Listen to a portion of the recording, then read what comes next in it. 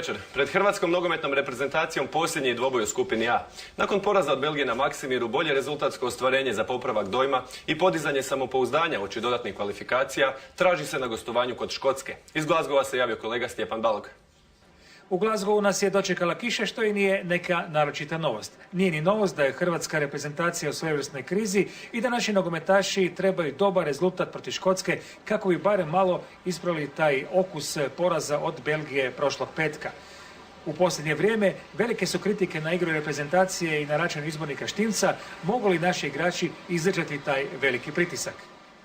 Pa Hrvatska nije prvi put u ovakvoj situaciji, prema tome navikli smo i na medijske kritike i na linčovanje i na negativnu atmosferu oko nas, ali ako želimo biti u Brazilu, onda svi moramo biti kao jedno. Svi moramo biti skupa, svi moramo biti svjesni da kritike donekle i trebaju biti.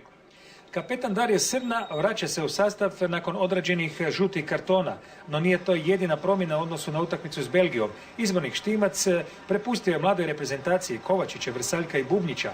Halilović se priključio selekciji do 17 godina, dok je ozlijeđeni Rakitić već na putu za Sevilju.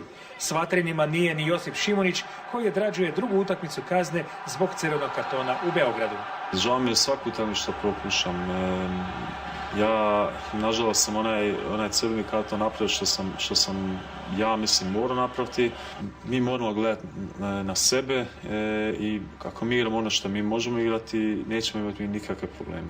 U ovim trenucima vatreni treniraju na prekrasnom stadionu Hampden Park kapaciteta 50.000 gledatelja. Domaćini kažu da će veći dio stadiona sutra biti ispunjen, a očekuje se i dolazak oko 1000 hrvatskih navijača.